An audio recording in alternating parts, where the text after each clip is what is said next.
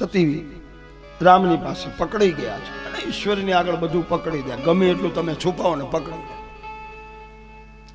પછી તો સતી મોઢા પડ્યા, પાછા વળી ગયા. પછી તેને પસ્તાવો થયો, પણ પછી શું કરવાનું? માણસ દુઃખી થાય ને એટલે એનું અભિમાન ઉતરી જાય એટલે રોવા માંડે. પણ હવે શું કરવાનું? બહુ મોડું થયું છે. છતાંય શિવની આગળ જઈને વળી પાછું ખોટું બોલ્યા. કેટલી માણસ ભૂલ કરી છે તમે વિચારતો. ભગવાન શિવજીએ સમાધિ દ્વારા જાણ્યું કે સતીએ એક તો મારા ઈષ્ટદેવનું સાથે કપટ કર્યું છે અને વળી પાછું મારી આગળ ખોટું બોલે છે. કેટલાક ગુના કર્યા. કદાચ એકાદો ગુનો આપણે કરીએ તો ભગવાન માફ કરે, પણ ઉપરા ઉપરી 5-7 ગુના કરો તો માફ કરે? સતીનો મનોમન ત્યાગ કરી દીધો કે આજથી તું મારી પત્ની ને હું તારો પતિ. મનમાં કીધું નહીં, શિવે છોડી દીધું. કપટ કરવાથી ઈશ્વર આપણને છોડી દે. કપટ કોઈ દિવસ કરતા નથી. બહેનોને પૂછેલું, બહેનો દૂધ અને પાણી, દૂધ 10 લીટર લઈને મંદિર બેસો અને 10 લીટર પાણી લઈને બેસો તો દૂધ 10 રૂપિયા લીટર વેચાય, પાણી વેચાય 10 રૂપિયા. તો પાણીને 10 રૂપિયા વેચવું હોય તો શું કરવું પડે? કરતા દેશો. વાડદરી વાળીઓ તો પાણી નાખતી જશે દૂધમાં, કાંઈ વાંધો નહીં, ભલે નાખતા હોય, ભલે નાખ. હવે દૂધમાં પાણી નાખ્યા પછી જુદું પડે ખરું? કોઈ ગયણી છે તમારે રાજકોટમાં, વાડદરીમાં કે ગોંડલમાં ગયણી કે લાવો એ ગયણીથી દૂધ ને પાણી જુદું પાડ્યું પડે? પડે? ન પડે. એક છાશનું ટીપું નાખી દો. છાશ એ કપટ છે. તમારા કુટુંબમાં તમે બધા સંપીન છો, પણ જ્યારે એવી ખટાશ રૂપી છાશ તમારા ઘરમાં આવી જશે તેથી તમારું કુટુંબ જુદું પડી જશે. શિવ છોડી દે, અને શિવ છોડે પછી દુનિયામાં કોઈ તમારો હાથ નહીં ચાલે.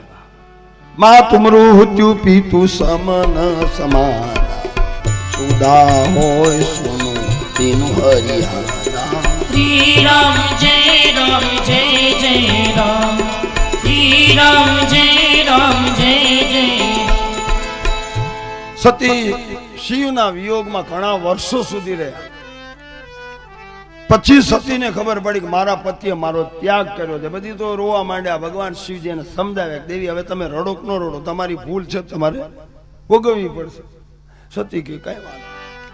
હવે એમાંય વળી પાછું આટલું થયું છતાંય હજુ અભિમાન નથી મૂકતા. વળી પાછા પિયર જવાનો ઉપાડો લીધો. મારે પિયર જવું છે, મારા બાપા મોટો યજ્ઞ કરે છે, મારે જવું છે. શંકર ભગવાને ઘણું ના પાડી કે તું રવા દે સતી, તમે રવા દો.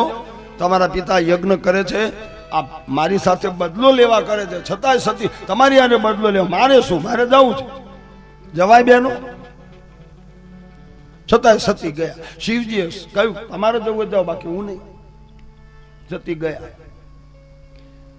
અને ત્યાં પિયરમાં ગયા પછી જ્યારે એનું અપમાન થયું ત્યારે સતીને હવે સત્ય સમજાણું કે મારો સાચામાં સાચો તો મારો પતિ.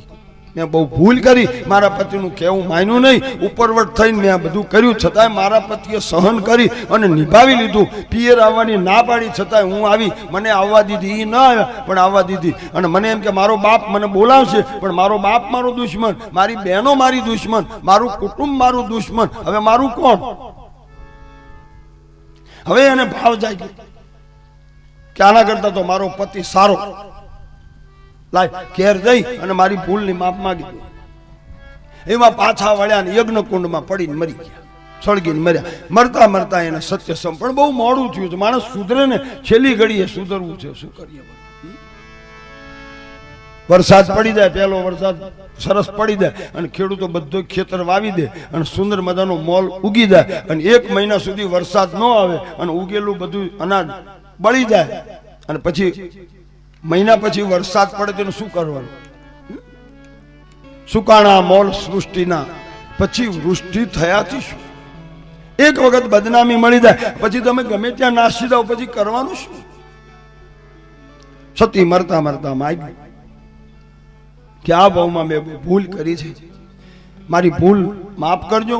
બીજા જન્મમાં મને સ્ત્રીનો અવતાર આપજો અને બીજા જન્મમાં તમે મને પતિ તરીકે પરણી અને મારું આ જે જિંદગીની ભૂલ છે એ બીજા જન્મમાં મને સુધરવા અને સેવા કરવાનો મોકો આપજો. સારી માગણી કરી બીજા જન્મમાં સતી હિમાચલ રાજાના ત્યાં પાર્વતી રૂપે જન્મ્યા.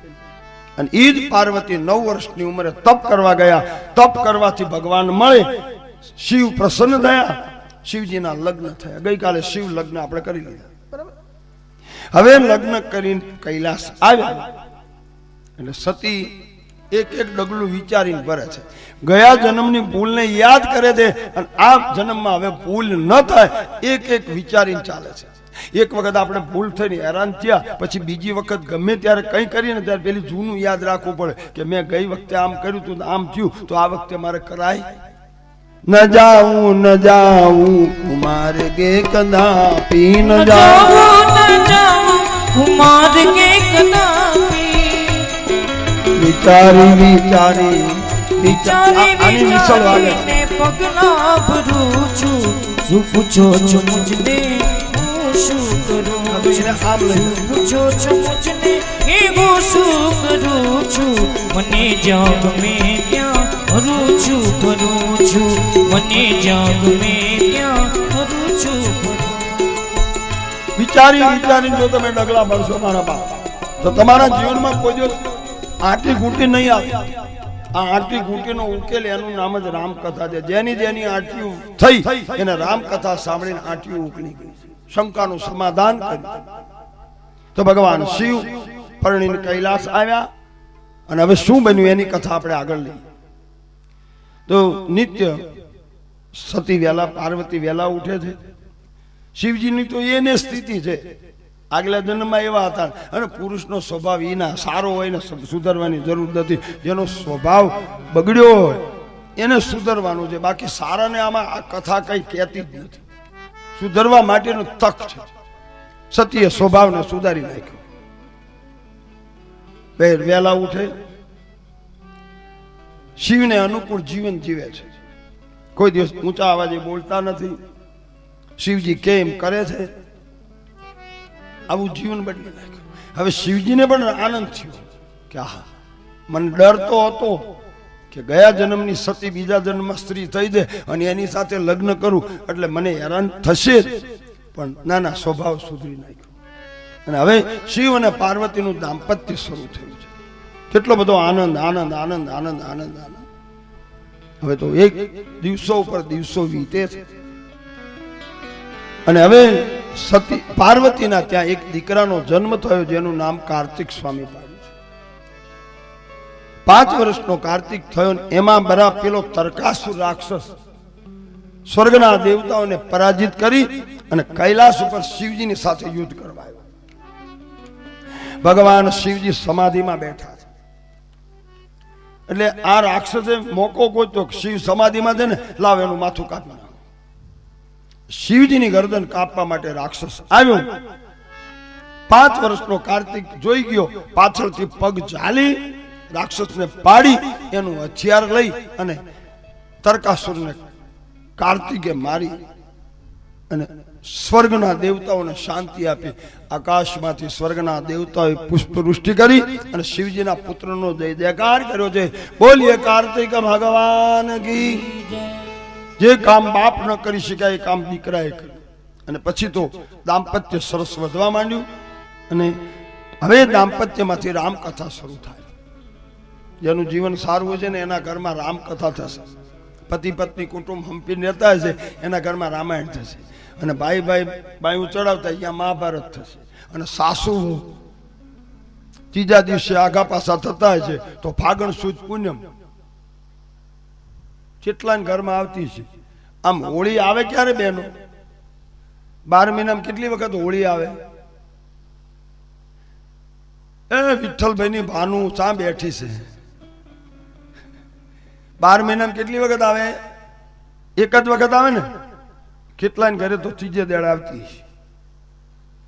તો બા રામકથા તમારું કુટુંબ સંપીને લેજો.